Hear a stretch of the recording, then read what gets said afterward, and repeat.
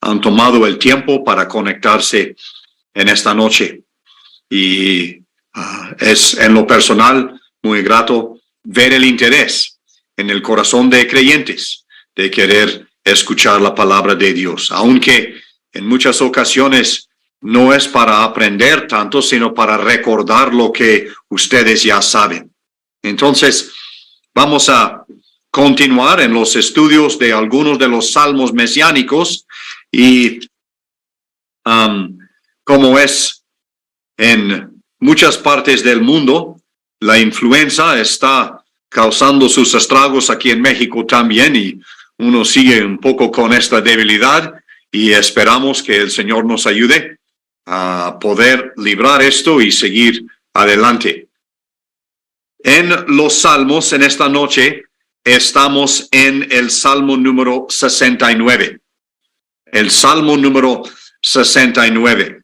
Ahora, mencioné hace unas semanas de que estamos viendo algo en el orden, posiblemente algo cronológico en la vida de Cristo. El Salmo 69 va a ser un panorama más amplio, porque la semana pasada vimos algo acerca de la crucifixión, obviamente en el Salmo 22. Así que hoy vamos a ver algunas expresiones de nuevo del corazón de Cristo, pero no está tan específicamente enfocado en un momento en la vida de Él, sino a lo largo de la vida de Él. Pero sí, lo que vamos a ver son algunos de los detalles también referente a la cruz. Es un salmo donde no todos los versículos tienen referencia al Señor Jesucristo. Lo digo para que de una vez, cuando estemos dando lectura al salmo, hay algunos versículos e inmediatamente usted se va a dar cuenta, esto tiene que ver con el salmista, no con Cristo. ¿Por qué? Por ejemplo, vamos a ver de que hay a veces la confesión de pecado. Obviamente, esto no tiene que ver con nuestro amado Salvador.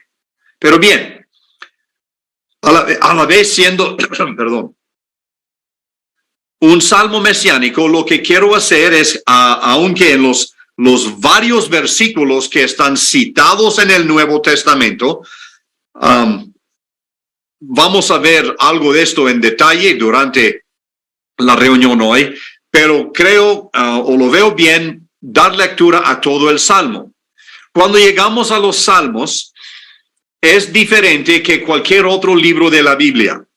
En otros libros de la Biblia tenemos capítulos. En el libro de los salmos, cada uno es un salmo en sí.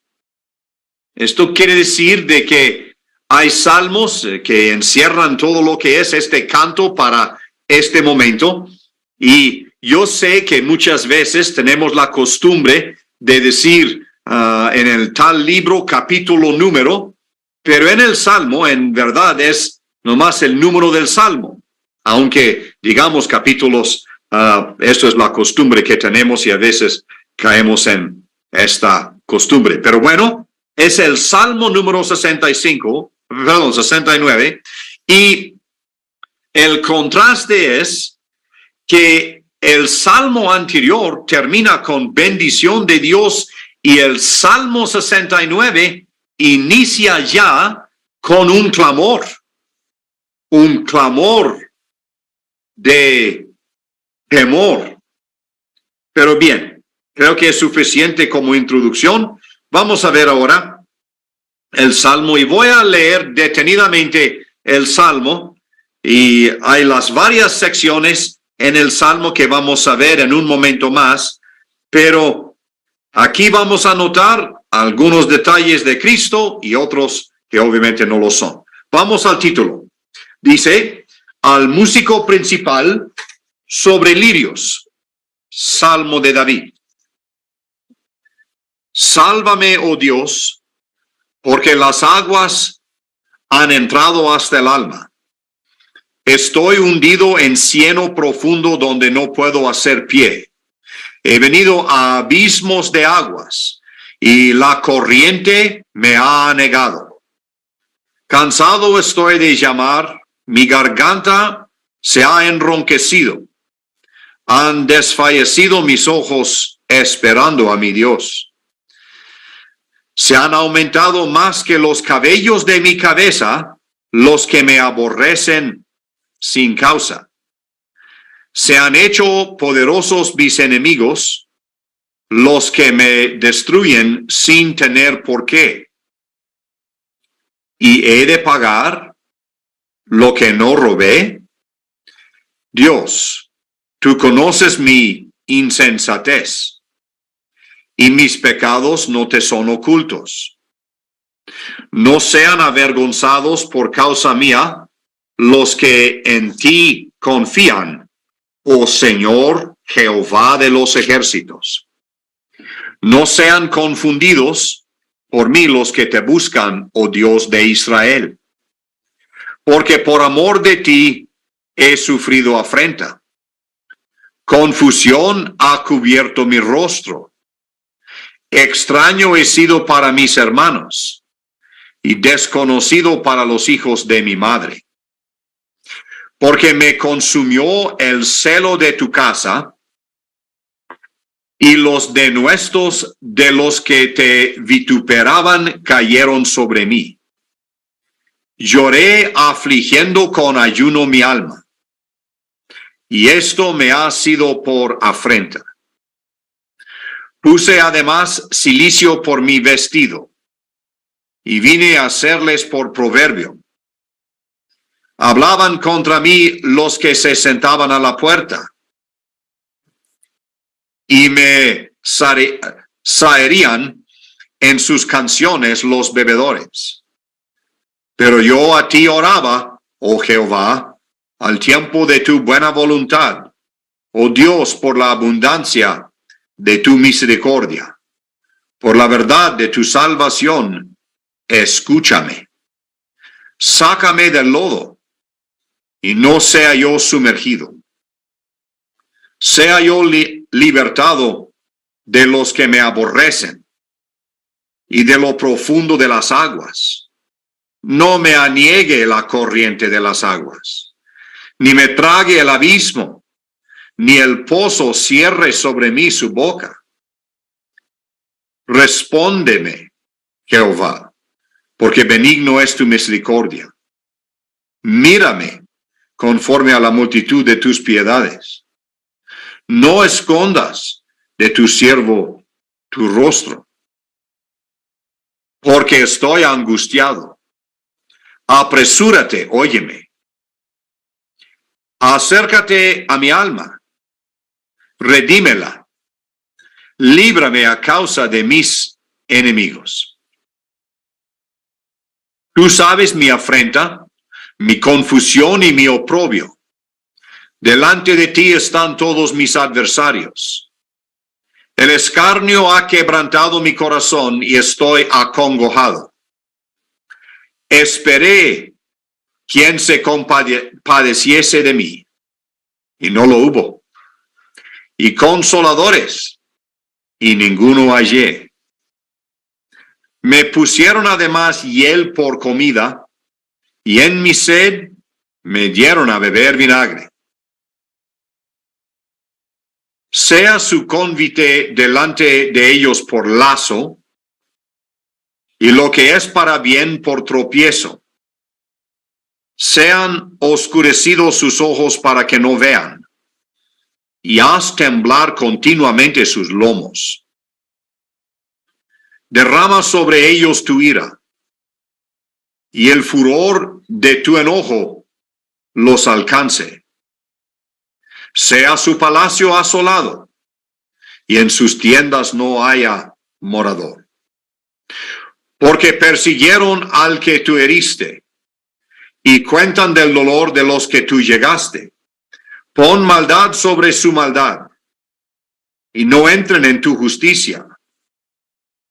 Sean raídos del libro de los vivientes, y no sean escritos entre los justos.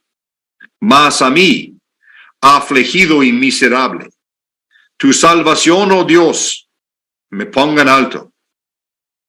Alabaré en el nombre de Dios con cántico. Alabaré yo el nombre de Dios con cántico, lo exaltaré con alabanza, y agradará a Jehová más que sacrificio de buey o becerro que tiene cuernos y pezuñas. Lo verán los oprimidos y se gozarán. Buscad a Dios y vivirá vuestro corazón, porque Jehová oye a los menesterosos y no menosprecia a sus prisioneros. Alábenle los cielos y la tierra, los mares y todo lo que se mueve en ellos, porque Dios salvará a Sión y reedificará las ciudades de Judá, y habitarán allí y la poseerán. La descendencia de sus siervos la heredará, y los que aman su nombre habitarán en ella. Hasta aquí la lectura de la palabra de Dios, esperando su rica bendición. Bien, acabamos de terminar lo que es la parte más importante de esta reunión, la lectura de la palabra de Dios. Ahora, lo que queremos decir acerca de aquello que hemos leído, esperamos que esto pueda ayudarnos a entender algunos de los versículos que hemos leído. Pero sí es necesario la lectura de la palabra de Dios. El apóstol Pablo, él lo expresó a Timoteo de esta forma, de que él pusiera atención a la lectura. Y esto es la lectura pública en las reuniones de los santos. Pero bien, ya que hemos visto esto, quiero aclarar un asunto más. Siendo un salmo mesiánico y siendo nuestros temas salmos mesiánicos, pretendo esta noche en enfatizar esta parte del salmo. Vamos a añadir unos comentarios más, pero lo que quiero decir es que en ninguna manera quiero hacer una exposición versículo por versículo de este salmo. Número uno, son muchos versículos para cubrir, pero a la vez es algo mucho más allá del entendimiento de su servidor, de poder ver la profundidad de lo que aquí está escrito. Así que lo que vamos a hacer es ver varias secciones, unos detalles en unos versículos. Lo que sí quiero hacer es hacer mención de dónde está citado en el Nuevo Testamento. Si hay tiempo, vamos a ver también o leer estas citas del Nuevo Testamento, y así vamos a tener una concordancia en nuestra mente entre lo que es el Salmo y su propósito en el Nuevo Testamento. Antes de llegar a las palabras de los versículos, vamos a decir algo acerca del título, porque esa es parte también de la inspiración. Creo que hemos visto ya la expresión al músico principal. Fue encargado al director del coro y él iba a enseñar las palabras a las personas que iban a cantar, iba a dar también sentido a lo que estaban cantando. Sobre lirios. Esto sí es un dato interesante, es algo especial para que veamos, no es el único salmo que vamos a ver que tiene esta palabra en su título. Vamos a notar de que se encuentra en el título del Salmo 45, también en el Salmo 60, en este Salmo el 69, y también en el Salmo número 80. Ahora, en la historia de Israel, estos salmos fueron cantados o tenían relación con la primavera. Interesante que tiene que ver con lirios. Lirios que van a florecer en la primavera. Cuando llegamos aquí, vamos a notar de que ellos no solamente tienen relación con la primavera, pero de los diferentes lugares en la Biblia donde vamos a encontrar lirios. Vamos a ver de que los lirios son del campo. ¿Se acuerdan que Cristo mismo habló de Salomón y que él no tenía ni la gloria que lo que tenía los lirios del campo? Los lirios están también entre espinos. Entonces vamos a notar algo específicamente en este salmo. Lirios entre espinos. Lirios que crecen en un lugar de mucha agua, pero a la vez entre espinos. Así que cuando llegamos aquí vamos a notar de que hay una delicadeza de esta flor. Hay una hermosura de esta flor en medio de aguas o en medio de espinos. Y esto de nuevo nos va a hablar acerca de nuestro Señor Jesucristo. Raíz de tierra seca como si fuera, pero lirio, algo hermoso entre aquellos que hablan de la maldición que llegó a la humanidad por el pecado. Entonces, salmo al músico principal sobre lirios, salmo de David. Creo que estas palabras no necesitan explicación.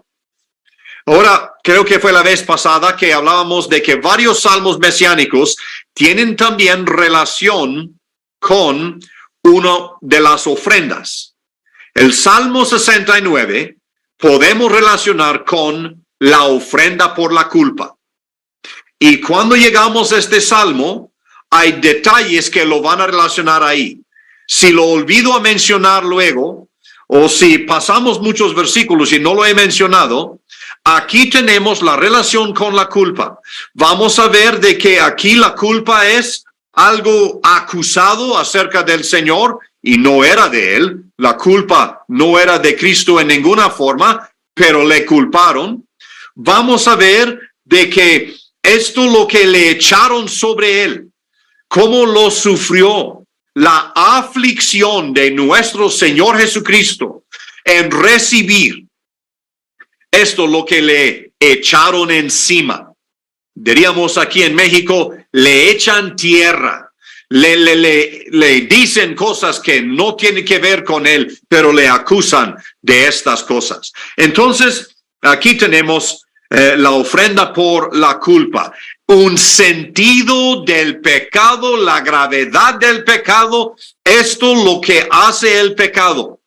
La ofrenda por la culpa.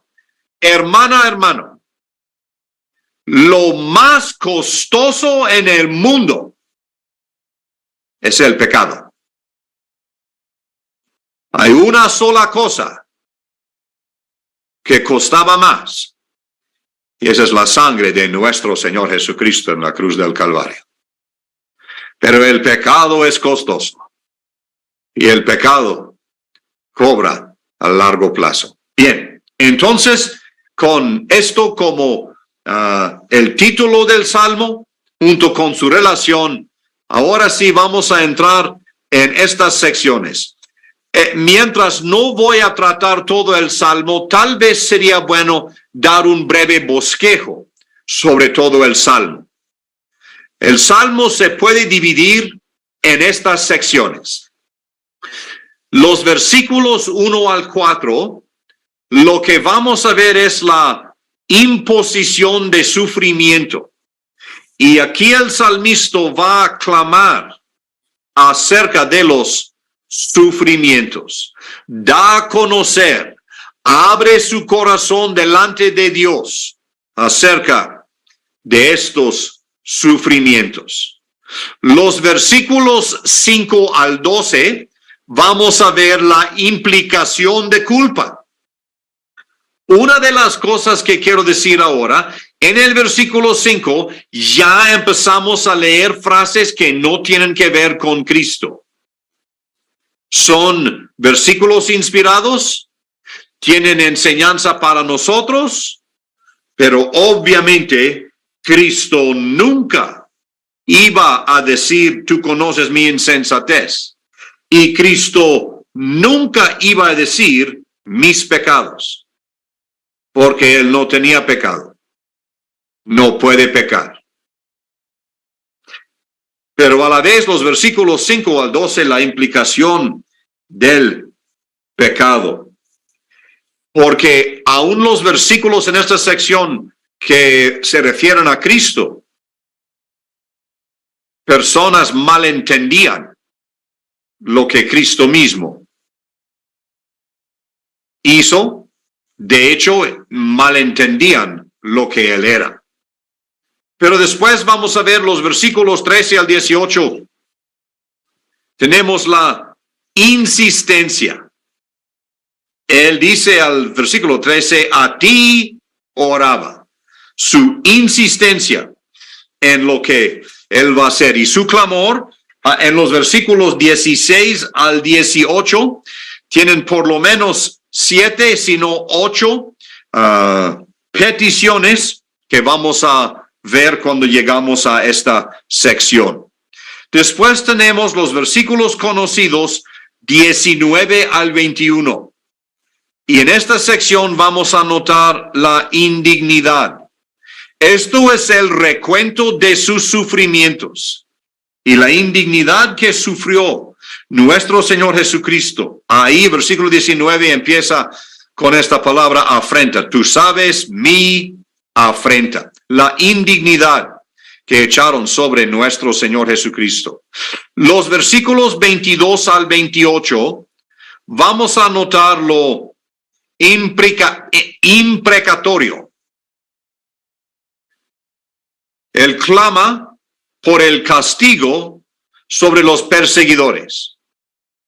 Ahora, en su sentido primario, de nuevo no tiene que ver con nuestro Señor Jesucristo, porque esto iría en contra de las palabras, Padre, perdónalos porque no saben lo que hacen. A la vez, cuando llegamos a esos versículos, vamos a enseñar principios de justicia de parte de Dios. Pero aquí entonces, imprecatorio quiere decir pedir juicio sobre los enemigos. Quiere decir pedir por el castigo de los pecadores. Y por lo tanto, esto es diferente al sentir del Nuevo Testamento. Nosotros sabemos que para nosotros es perdonar nuestros enemigos. Pero bien, vamos a notar esto cuando lleguemos ahí. Los versículos 29 al 36, vamos a notar la intervención divina. Él anticipa bendición para él, el salmista, y para la nación. De hecho, no sé si se dio cuenta cuando estaba yo leyendo, sin querer o sin hacerlo con propósito, los últimos versículos del Salmo los leí con más júbilo, los leí con más intensidad. El hecho de que ahora es canto, ahora es el hecho de anticipar bendición, de ver el bien de la nación. Entonces vamos a notar la intervención divina en bendición en los últimos versículos. Muy bien, vamos a regresar al principio del Salmo y con propósito quiero ver con detalle varias cosas que tienen que ver con Cristo. Y de nuevo, si no olvido, voy a tratar de mencionar los lugares donde está citado en el Nuevo Testamento. Y esto no es tal vez tan gran cosa, porque la mayoría que tienen una Biblia con una margen al lado, ahí están los versículos ya mencionados para que lo veamos. Pero es interesante notar mientras estamos viendo esto. Ahora, tanto como el Salmo 22, el Salmo 69 inicia con este sentimiento, la expresión que sale del corazón de nuestro Señor Jesucristo. Mientras el salmista David pasó por una experiencia cuando él sintió esto mismo, ahora lo vamos a ver también en cuanto a nuestro amado Salvador. Él está en una posición donde piensa que va a morir. De hecho, en el Salmo 22 dijo, me has puesto en el polvo de la muerte. Pero aquí él va a hablar de aguas que han entrado. Las aguas que han entrado hasta el alma. Los médicos nos dicen que una de las formas más dolorosas en que uno puede morir es ahogado. Y aquí tenemos la sensación de que se va a ahogar. Él dice de que las aguas han entrado hasta el alma. O sea, no solamente el agua está en la boca, no solamente el agua está en los pulmones, sino que hasta lo más adentro de su ser, él está sintiendo esta presión. Aguas hasta el alma. Cuando llegamos aquí, vamos a notar de que él también dice, hundido en cieno profundo. Esto es algo que posiblemente lo podemos relacionar con el profeta Jeremías, que estaba en un lodo donde estaba hundiéndose, yéndose más abajo y más abajo, y él por su cuenta no pudo salir de allí. Y el Señor Jesucristo está sintiendo lo mismo, no solamente aguas hasta el alma, pero lodos subiendo por el cuerpo, que le va a tragar y le va a destruir. Entonces va a hablar de abismos de aguas y la corriente me ha anegado. Abismos de aguas nos indican la profundidad. La corriente nos va a hablar de la tempestad. Entonces aquí hay una profundidad de las aguas. Aquí hay una tempestad que viene. Todas tus ondas y tus olas pasaron sobre mí. Estoy citando de la profecía de Jonás. Entonces, aquí tenemos este hecho, la sensación de que se está ahogando. Nosotros nunca vamos a comprender lo que Cristo sufrió en la cruz del Calvario. Pero aquí tenemos en parte esta expresión. Cuando nuestro amado Salvador colgó en el madero, en el Calvario, él tuvo esta sensación de que se iba a ahogar. Por esto lo que le venía encima. Él estaba en un mar turbulento. Esto lo que había causado el pecado venía sobre él. Entonces, en el primer versículo, quiero sugerir que es la consternación de Cristo. Consternación. Él dice que ha llegado hasta el alma. Va a hablar del cieno. Ese es el versículo 2. Si en el versículo 1 tenemos consternación, en el versículo número 2 tenemos el cieno y las corrientes, o la corriente, si quiere. Ya he mencionado esto, lo que es la profundidad y lo que es la tempestad que estaba sobre él. A veces cantamos himnos en la cena del Señor que nos recuerdan de esta tempestad que cayó sobre Cristo. Y hay diferentes figuras. Estamos en el Salmo. Vamos a quedarnos aquí. Aquí la figura es aguas. No solamente alrededor. Y no solamente con una tempestad, pero también aguas hasta adentro de su ser. Así fue afectado nuestro Señor Jesucristo cuando él tuvo que sufrir en la cruz del Calvario. Quiero decir, en el versículo número 3 tenemos el cansancio. Él habla de su garganta enronquecido. ¿Sabe? Han habido ocasiones, y ustedes lo soportaron la semana pasada, cuando yo he sentido mi garganta enronquecida. Pero el hecho es de que esto es porque yo hablo así y acostumbro a hablar así, pero no por clamores de desesperación como estos que salieron de la garganta de Cristo. Este salmista, de que ya no puede hacer otra cosa, la expresión sale de su boca. y enronquece su garganta. Él dice que lo ha hecho tanto que ahora está cansado.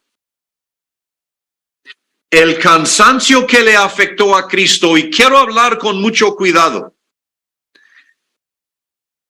Entiendo de que entre estos dos sienes no cabe el poder comprender a nuestro Señor Jesucristo.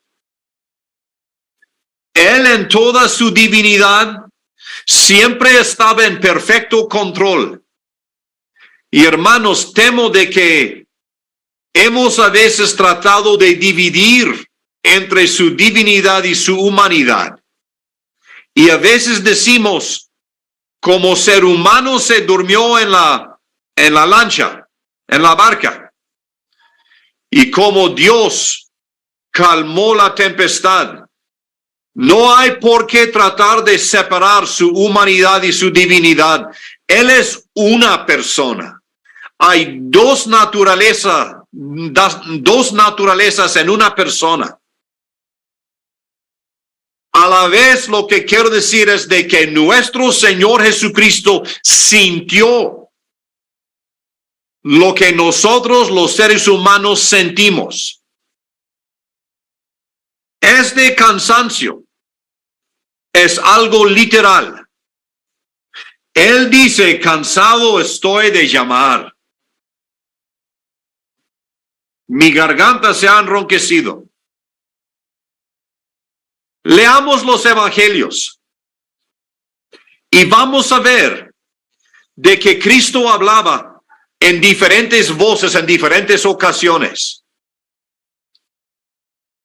Cristo hablaba en una voz tierna a los niños suficiente, y usted me dice, ¿cómo lo sabe? Porque los niños se acercaron a Cristo. Y si una cosa sí sé, aún siendo ya abuelo, es que si uno quiere que los niños se acerquen a uno, le va a hablar con ternura. Y se acercan los niños. Cristo habló con ternura. Dice Juan capítulo 7, en el último y gran día de la fiesta, Jesús alzó la voz y dijo. Entonces era con la voz alzada. Cuando en Juan capítulo 19 vemos de Cristo, clamó a gran voz, consumado es. Entonces Cristo usaba diferentes voces. Y mientras nosotros no tenemos el registro de que cuando esto pasó, había ocasiones cuando Él, cansado estoy de llamar. No sabemos todo lo que dijo Cristo en la tierra, no está registrado. Pero sí podemos saber que Él tuvo la voz, el cuello, la garganta enronquecida. Muy bien, versículo 4. Aquí vamos a notar, y lo que yo voy a hacer es, voy a hojear mi Biblia para leer exactamente dónde en la palabra está la cita de estos versículos. Estoy buscando Juan capítulo 15, cuando en el versículo 4 tenemos la expresión, más que los cabellos de mi cabeza, los que me aborrecen sin causa.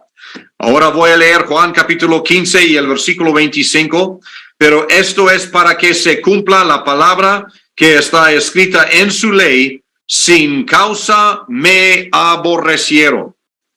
Entonces, esto es una de las frases que nos va a indicar de que es un salmo mesiánico. Pero más que los cabellos de mi cabeza. Nosotros podemos sernos científicos y buscar en el internet cuántos cabellos tiene un hombre en su cabeza, etcétera. No es mi propósito el día de hoy, porque no es nunca el mismo número. Sería nomás ser algo general. Pero lo que sí quiero decir es que Cristo no exageró. Y aquí cuando Él dice que de los cabellos de su cabeza había más que los que le aborrecieron sin causa. David también tenía esto en su vida, pero nosotros estamos enfocándonos en nuestro Señor Jesucristo. ¿Puedo yo nomás decirlo de esta forma? Cualquiera persona que aborreció a Cristo lo hizo sin causa. Ni una persona puede aborrecer a Cristo con una razón o un propósito. Cualquiera que aborrece a Cristo, esto es sin causa. Pero no solamente esto, llegamos a versículo 4, y aquí quiero enfatizar la gran gracia de nuestro Señor Jesucristo. Cuando Él dice, se han hecho poderosos mis enemigos, los que me destruyen sin tener por qué. Si bien no tenían por qué aborrecerlo, tampoco tenían por qué destruirlo. Pero esto era su propósito. Pero aquí cuando dice, se han hecho poderosos mis enemigos, en un versículo más, o dos, los versículos 5 y 6, van a poner nombres de Dios que hablan de su grande poder, uno de ellos por lo menos. Dios es el Todopoderoso. La gracia de Dios aquí es de que se hicieron poderosos los enemigos, pero en la misericordia de Dios, Cristo no los destruyó. Hubiera destruido a todos aquellos. Tenía el poder de hacerlo. Pudo llamar a más de 12 legiones de ángeles y no lo hizo. Se hicieron poderosos mis enemigos. En lo humano y en lo gubernamental. Cuando hay enemigos, el gobierno se pone poderoso contra los poderosos enemigos. Pero la gracia de Cristo no lo hizo. Bien, vamos a leer esta pregunta y estoy muy agradecido al Señor por nuestra traducción de la Reina Valera de 1960. Tuve que aprender español para entender mucho mejor este versículo, porque al final del versículo hay una pregunta, y esto es excelente. Dice, ¿y he de pagar lo que no robé? ¿He de pagar lo que no robé? Hermanos, iba yo a tomar el tiempo, no lo voy a hacer. Esto es referencia a la ley de Levítico capítulo 6. En Levítico capítulo 6 inicia la ley de personas que robaron y lo que van a tener que hacer. Van a tener que restituir y después van a tener que poner la quinta parte más. Y allí hay por lo menos 5 diferentes formas de lo que ha querido hacer. La ofrenda por la culpa tiene que ver con 3 diferentes énfasis de partes heridas. Por ejemplo, las cosas santas de Dios, porque su honor ha sido insultado. Número 2, las cosas prohibidas por ley, o sea, romper la ley. Y habiendo roto la ley, hay que hacer una ofrenda por la culpa.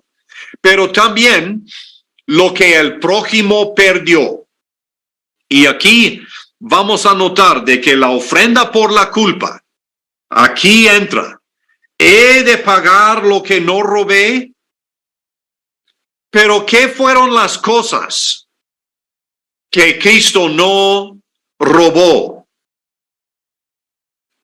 Cuando llegamos aquí, vamos a notar, y tal vez debo mencionar, en Levítico capítulo 6, los diferentes aspectos del prójimo que fueron afectados fueron, número 1, lo guardado. alguien encargó a un vecino o a una persona, a un conocido, algo y fue guardado. Y cuando la persona vino a reclamar lo suyo, ya no se halló. Entonces había la necesidad de la restitución. Entonces lo guardado. Pero número 2, lo compartido, lo que tenían en común, lo que nosotros llamaríamos en comunión. Entonces esto también, cuando había un problema, era necesario resolver este asunto. Número 3, lo quitado por violencia, de que aunque fue entregado como un préstamo, sea bueyes para arar el campo o instrumentos para poder trabajar, y entonces ya no fue regresado, esto fue quitado por violencia o robado con las manos, quitado con una acción muy fuerte. Decepcionado por un vecino, de que cuando halló, cuando esta persona tenía algo que dijo que iba a regresar, pero decepciona a su vecino. Esto vamos a ver también en Levítico capítulo 6. Y después no regresa lo encontrado. Los bueyes de uno o los becerros o las ovejas de uno se descarrean y alguien los ve en el camino y no los regresa. Todas estas cosas tenían el aspecto que tenían que ver con la ofrenda por la culpa. Pero aquí, cuando llegamos al versículo 4, dice, ¿he de pagar lo que no robé? Cristo nunca, en ningún momento, falló en una de estas cosas. Quiero decir algo más. Cristo, Él no robó la inocencia. Estoy ahora en el huerto de Edén. Llega ahora el tentador a Adán y a Eva. Ellos tenían la inocencia. Y llega el tentador y les roba la inocencia. Y ahora ya no lo tienen, no lo pueden volver a tener. Fueron robados, pero Cristo nunca robó la inocencia. Cristo no robó la comunión con Dios que tuvo el hombre. En el huerto en el Edén de nuevo, al aire del día, así es la expresión en nuestra Biblia, llegó Dios a hablar y caminar y estar en comunión con Adán y Eva. Disfrutaron estos momentos. ¿No es cierto, hermano, hermana?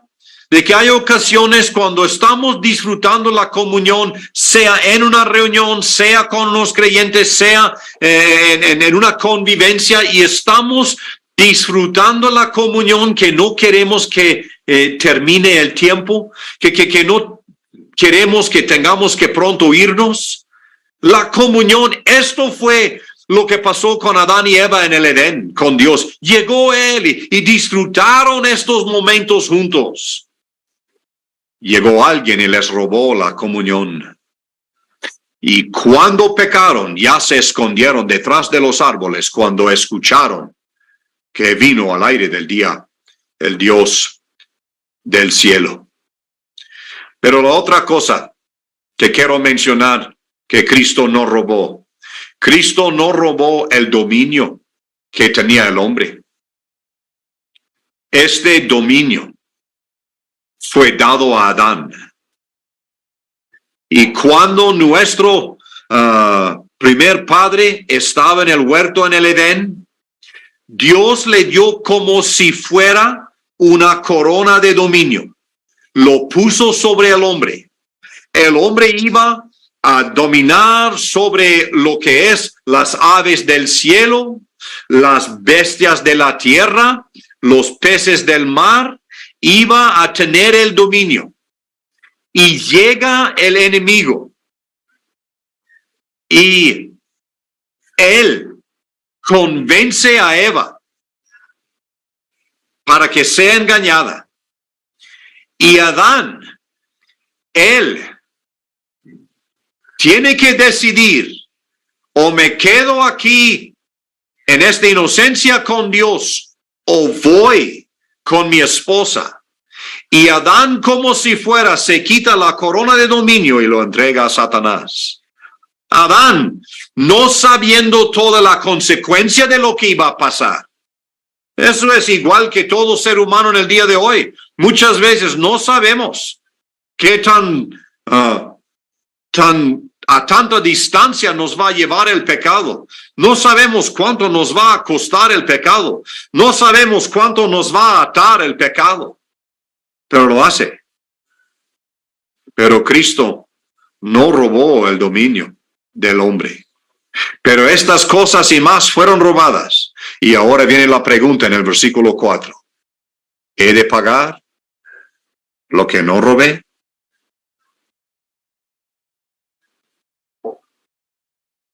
La verdad es que el Señor Jesucristo sí pagó, aunque no había robado nada. Estamos leyendo las expresiones del corazón de nuestro Salvador. ¿He de pagar lo que no robé? Él sabía lo que le iba a costar, pero él estaba dispuesto a hacer esto. Muy bien, hermanos, vamos a avanzar. En el versículo 5 y en el versículo 6 son versículos que no tienen nada que ver con Cristo, pero un detalle que quiero subrayar ahí es el uso de los nombres de Dios, porque Él va a usar por lo menos 3 nombres diferentes de Dios, sino 4.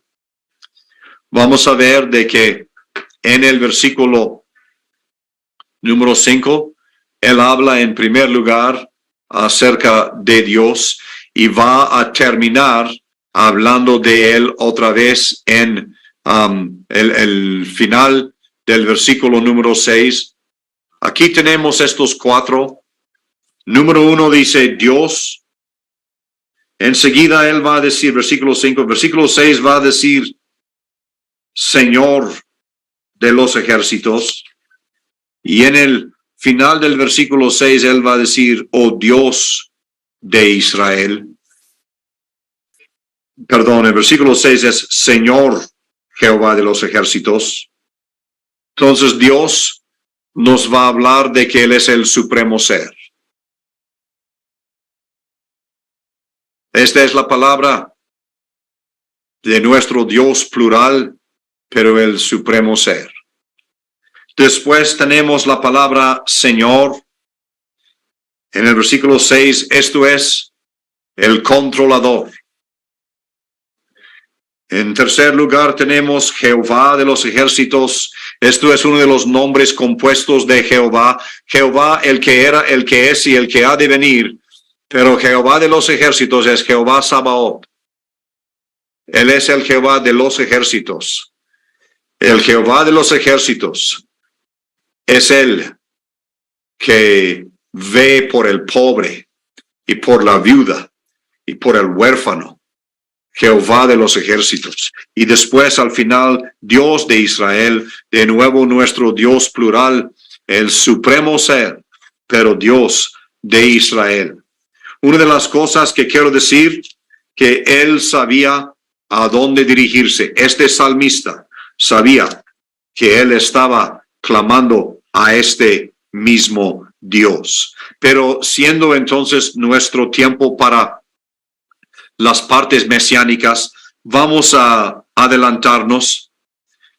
Versículo 7 contiene una palabra que tenemos por lo menos 5 veces aquí en este salmo, y es la palabra afrenta. Esta afrenta. De hecho, tiene otras traducciones también en este mismo salmo. Los voy a nombrar, nomás voy a tratar de ver. Esto tiene que ver con reproche. El reproche que sufrió nuestro Señor Jesucristo. Sufrir reproche es una de las cosas más difíciles para el ser humano.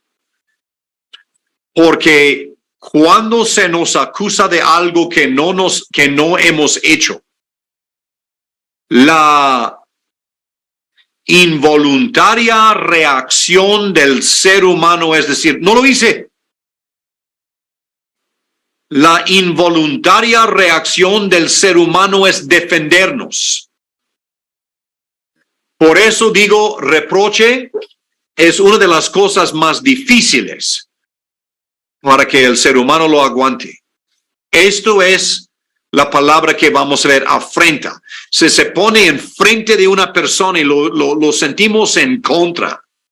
Pero se menciona en el versículo 7, ahí dice, porque por amor de ti he sufrido afrenta. En un momento vamos a regresar a este versículo, pero aquí él va a hablar acerca del resultado. ¿Por qué le llegó la afrenta? La palabra la tenemos otra vez en el versículo 9, con otra traducción, dice, y los denuestos. Aquí vamos a ver el lugar, dice, cayeron sobre mí. Los denuestos de los que te vituperaban. Al final del versículo 10, otra vez tenemos la palabra, y esto me ha sido por afrenta. Ahora está hablando de lo que él siente en lo interior, en su alma. Él habla de la reacción misma ha sido para él afrenta. Cuando llegamos al versículo 19, tú sabes mi afrenta. Ahora él relata a Dios lo que está sintiendo. No es que Dios no lo sabía, pero él lo está expresando.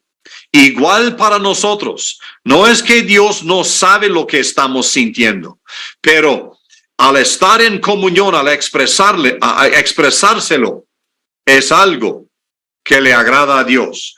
Una vez más, en el versículo número 20, el escarnio es la misma palabra afrenta, la misma palabra denuestos. El escarnio ha quebrantado mi corazón.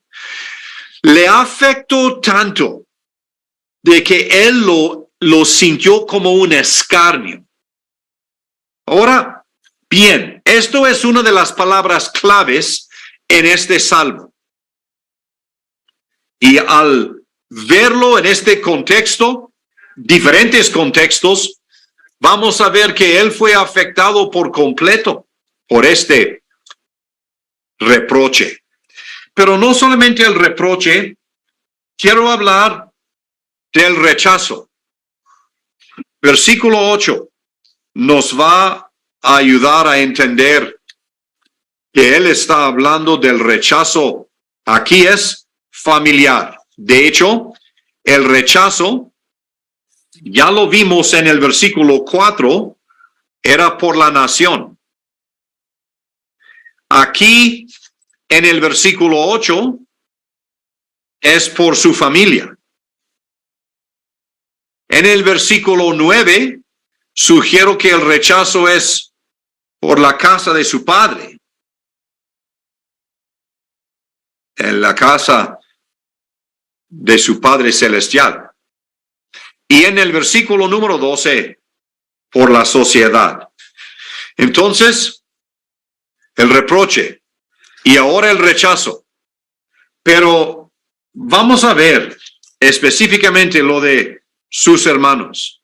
Ahora, yo no sé cómo está en Chile, pero en México, cuando hablan de la familia de Cristo, ellos obviamente no quieren aceptar de que el Señor Jesucristo tuvo medios hermanos. Entonces ellos dicen de que aquí la palabra hermanos, eso puede ser primos hermanos, no necesariamente de la misma familia, de la misma matriz, sino de otra familia cercana. Bien, pero difícilmente vamos a poder descartar hermanos de la misma familia cuando dice los hijos de mi madre. Si son hijos de mi madre, ¿qué son conmigo? Son mis hermanos. Entonces, uno, aún científicamente, va a aprender de que la relación más cercana sanguínea es ser del mismo vientre. Y aquí lo tenemos, los desconocidos por los hijos de mi madre. Lo que quiero hacer es leer en el Nuevo Testamento. Voy a leer en el Evangelio de Juan otra vez, esta vez capítulo número 1. Y voy a leer el versículo número 11, muy conocido. Dice, a lo suyo vino, y los suyos. Ahora, esto tiene una relevancia nacional, pero a la vez está incluido ahí la familia de nuestro Señor Jesucristo. A lo suyo vino y los suyos no le recibieron. Pero otro versículo que tal vez nos pueda ayudar con esto mismo es Juan capítulo 7, versículo 5. Y aquí lo que tenemos es, porque ni aún sus hermanos creían en él. Así que extraño he sido para mis hermanos y desconocido para los hijos de mi madre. Ahora es necesario ver en el versículo 9 otra cita en el Nuevo Testamento de este salmo mesiánico. El celo de la casa. Esto es el templo, lo que fue llamada casa de oración, lo que fue llamado la casa de Dios. Y ahora él va a decir aquí, porque me consumió el celo de tu casa. Y de nuevo estoy en el Evangelio de Juan y el capítulo 2, esta vez el versículo 17, cuando dice, se acordaron sus discípulos que está escrito, el celo de tu casa me consume. Y Juan capítulo 2 es el principio del ministerio público de nuestro Señor Jesucristo. Así que el versículo 9 está citando esto mismo. Ahora, él sufre el rechazo de la nación. A los suyos vino, los suyos no le recibieron. Esto aún en el nacimiento. Ahora la familia. Él predica. Y ni sus hermanos creían en él. Y ahora los líderes religiosos. Me consumió el celo de tu casa. Y obviamente los denuestos, la afrenta de los que te vituperaban cayeron sobre mí. En otras palabras, los que estaban haciendo afrenta a Dios mismo, esto físicamente, literalmente, moralmente, cayó sobre Cristo. Él estaba recibiendo la afrenta que tenían contra Dios. ¿En qué sentido? De que en el templo estaban vendiendo los animales y llega Cristo para limpiar el templo. Y entonces le criticaron a él, se enojaron con él por lo que él estaba haciendo. Por eso, vituperio que cayó sobre nuestro Señor Jesucristo. Entonces, cuando llegamos aquí un poco más abajo, vamos a notar de que hay el versículo 11, hay el celicio. En el versículo 10 debe haber mencionado, el conflicto interior. Lloré afligiendo con ayuno mi alma. No era cuestión de que él se puso a dieta. Él estaba con tanta aflicción que no comió. Con ayuno mi alma. Y él estaba con tanta ocupación en las cosas de Dios que puso prioridad a esto en vez de poner la prioridad sobre comer.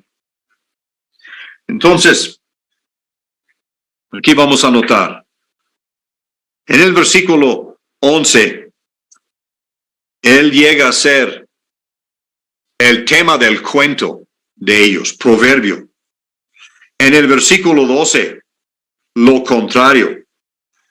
Vamos a ver de que él llegó a ser el tema del canto. No solamente el tema del cuento, el tema del canto en el versículo número 12. Entonces el versículo 13 va a cambiar el tema un poco. Dice, pero yo a ti oraba. Ya no está hablando tanto de las personas, sino que ahora está hablando de Dios. Hermanos, lo que voy a hacer es, voy a ir a la última parte de esta sección, porque en su oración, en su insistencia, él pide por liberación. Entonces vamos a notar estas peticiones específicas, sinceras, urgentes que él hace. En el versículo número 16 empiezan. Pero justo antes de esto, vamos a notar de que él, en el principio del Salmo, siente que se va a ahogar, a negar. Pero en el versículo 15, él piensa que va a morir, porque hay un hoyo grande y se va a cerrar sobre él.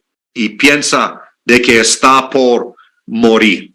Por eso, ahora inicia una serie de peticiones. Y aquí están. Número 1, respondedme, Jehová. Y de una vez nos va a dar un propósito o una razón por la cual él va a esperar esta respuesta. Porque tu benigna es tu misericordia. Entonces, respóndeme.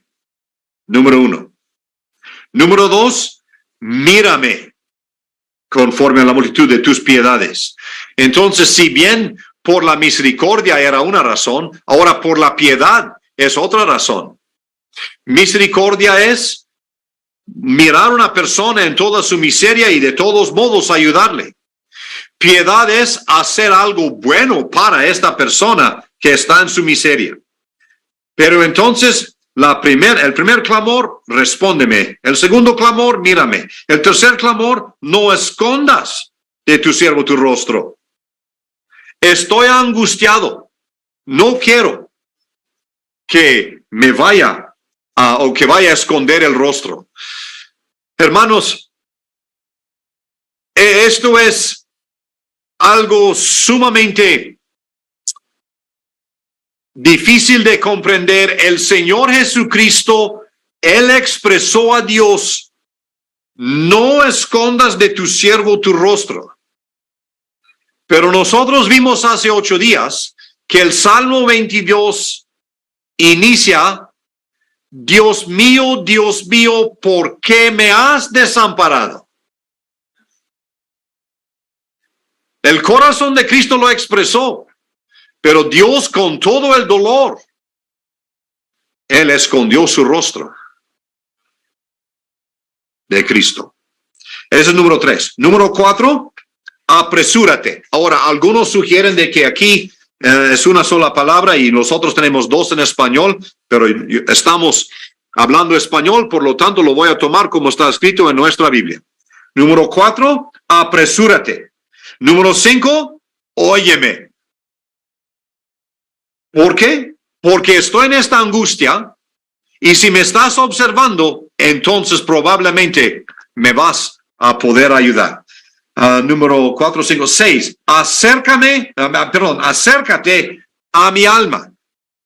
No quiere estar lejos de él. De nuevo, el contraste con que Dios desamparó a Cristo en la cruz, aunque el clamor de su corazón era acércate a mi alma. Número 7, redímela. Redimir el alma. Y número 8, líbrame a causa de mis enemigos. Lo voy a dejar así, hermanos, porque quiero llegar a otros versículos. Esta vez no los voy a leer, pero los versículos 19 al 21, esto de lo que vemos, la indignidad, cuando él está recontando los sufrimientos de su confusión, su oprobio, sus adversarios. De hecho, la serie de sus cosas en los versículos, empieza en el versículo 19, mi afrenta, mi confusión, mi oprobio, mis adversarios. El escarnio ha quebrantado mi corazón. Esperé quien se compadece de mí, y no lo hubo, y consoladores y ninguno hallé. Esto es nuestro Señor Jesucristo cuando estaba aún antes de la cruz del Calvario. Quiero mencionar que en el versículo 21 tenemos la cita en Mateo capítulo 27, versículo 34, y también Juan capítulo 19, versículos 28 y 29, cuando me pusieron además hiel por mi comida y en mi sed me dieron a beber vinagre. En mi sed. Hermanos, es impresionante. El que hizo los mares, el que dividió los mares, mares arriba y mares abajo, el que puso los ríos en su cauce, el que hizo lagos y lagunas, es el mismo que en la cruz del Calvario dijo, tengo sed. Cristo mismo tuvo sed. Y ellos le dan vinagre para contentarle, para calmar dolor, qué sé yo. Pero esto es lo que pasó. Terminó el tiempo, hermanos. Lo que quiero decir nomás, los versículos 22 al 25 tienen alguna referencia a lo que es Judas Iscariote. Mencioné de que esta parte imprecatoria no es que nosotros pedimos castigo sobre nuestros enemigos. Pero maldad es maldad y justicia es justicia. Y los principios de justicia se cumplen. Y por lo tanto, esto sí se cumplió en Judas Iscariote. Un solo comentario sobre los versículos 29 al 36. Se cambia el tono. Ya es canto. Anticipa bendición. Esto va a afectarle a número 1 el salmista, número 2 la nación y número 3 a todo el mundo. Versículo 34 en adelante ya es toda la tierra, los cielos y la tierra, los mares, todos los que se mueven ellos. Esto. Entonces, hermanos, que el Señor nos ayude a apreciar lo que sufrió nuestro Señor Jesucristo. ¿Para qué? Para traernos bendición. Que Dios bendiga su palabra. Vamos a orar. Padre, gracias te queremos dar por la oportunidad de reunirnos de esta forma. Gracias por tu palabra. Señor, nos sentimos tan débiles y tan sencillos para poder aprender la profundidad de lo que has escrito en tu palabra. Te suplicamos, Señor, que tú puedas enseñarnos más y más, que apreciemos lo que nuestro Salvador ha sufrido, para que hoy nosotros le sirvamos más. Señor, por las dificultades que hay en el mundo y enfermedades que hay en la vida de muchos creyentes, hoy suplicamos tu cercanía, suplicamos en tu voluntad salud, suplicamos en el caso necesario salvación y suplicamos de que nosotros tengamos esta actitud de servirte en las oportunidades que tú nos das. Bendice cada asamblea representada, bendice cada corazón escuchando tu palabra en esta tarde. Nos encomendamos a ti y te damos nuestras gracias en el nombre de nuestro Señor Jesucristo. Amén.